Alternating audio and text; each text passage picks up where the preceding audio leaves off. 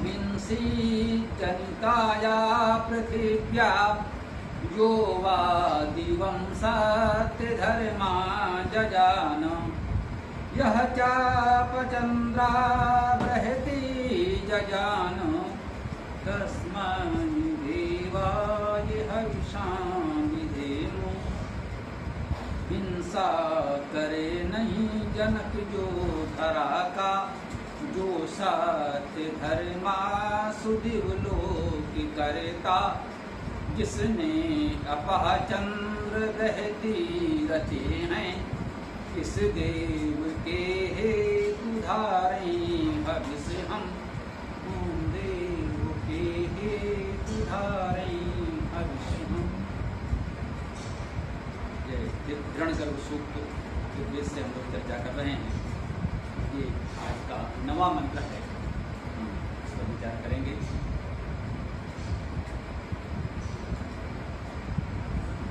कह रहे हैं माँ अर्थात नहीं, नो हमारा हिंसी हिंसा करे, हमारी हिंसा ना, मानो हिंसी अर्थात हमारी हिंसा ना। हम कामना कर रहे हैं कि कहीं भी हमारी हिंसा ना हो, समाज में हिंसा ना हो, तो हम लोगों का कहीं कोई हिंसन ना हो, कोई घात ना हो। तेरे जनिता अर्थात उत्पन्न करने वाला, यह जो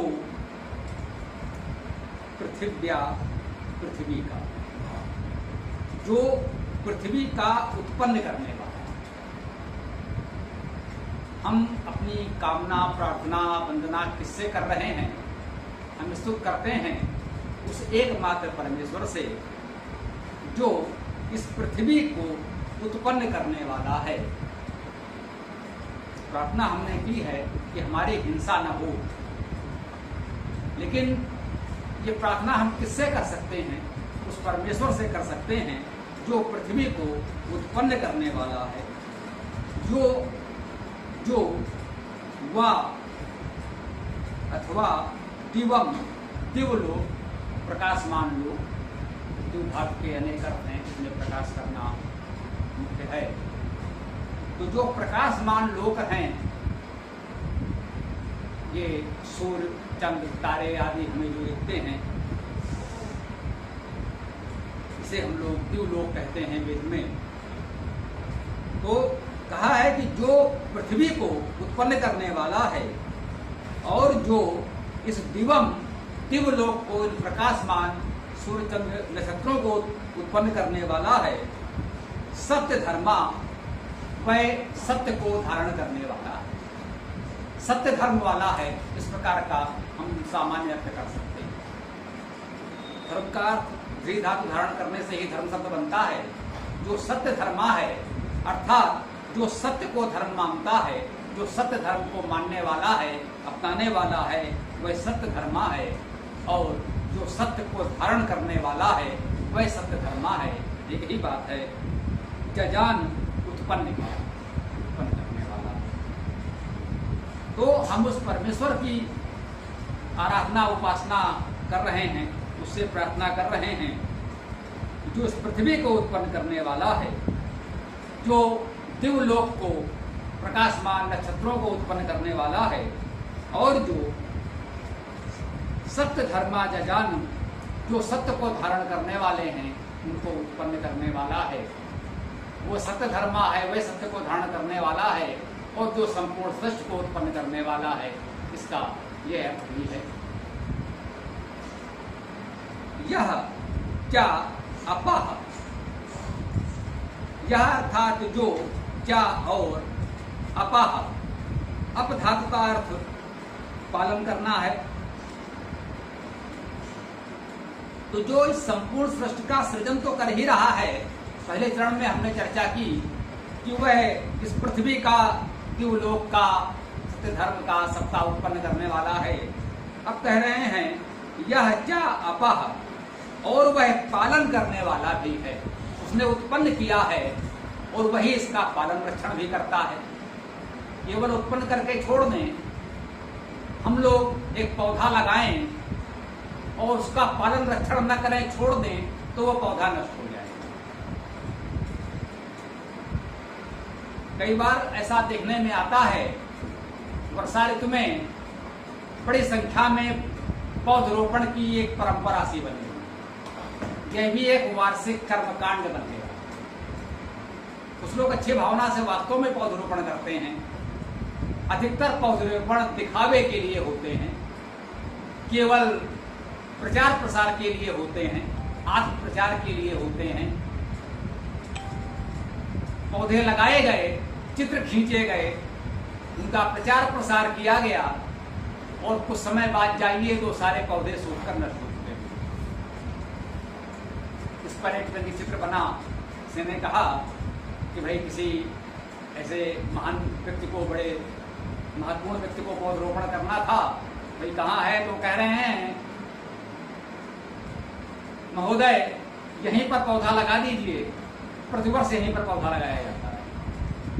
यही स्थान है जहाँ प्रतिवर्ष इस समय पौधा लगाया जाता है। पिछले वर्ष भी यही पौधा लगाया गया था, अब भी लगा दीजिए। पिछले वर्ष का पौधा कहाँ गया? इसका भी वही होना है।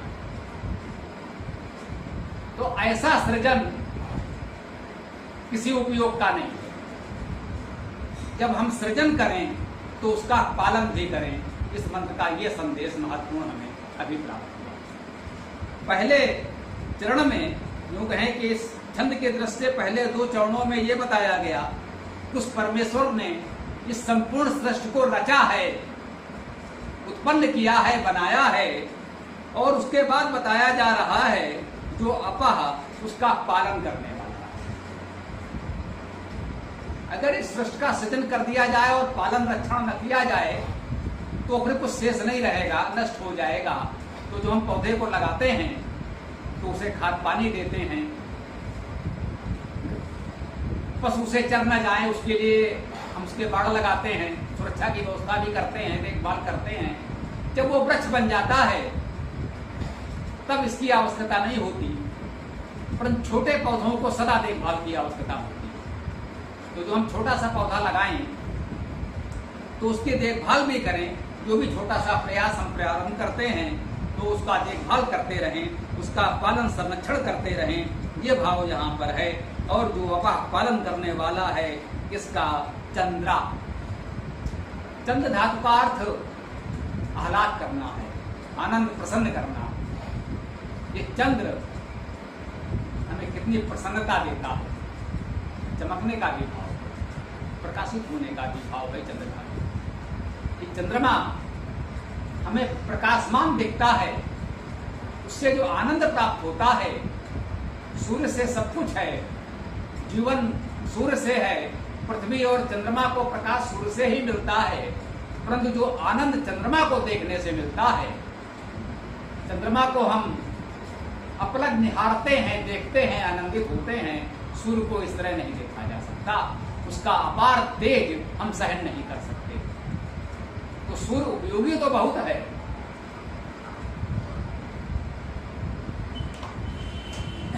लेकिन उसके तेज को सहन न कर पाने के कारण हम इस तरह से उसे देख नहीं सकते। तो चंद्रमा में प्रकाश से अधिक महत्वपूर्ण भाव चंद्र धातु में आनंद देने का। चंद्रमा हमारे लिए आनंददायक, इसीलिए चंद्रमा को मन से जोड़ा गया है। चंद्रमा मनसो जाता, यह मनन से, उसके मन से उत्पन्न हुआ है। मन हमारा उसमें लगता है। मन का सुख दुख बहुत कुछ चंद्रमा प्रभावित करता है।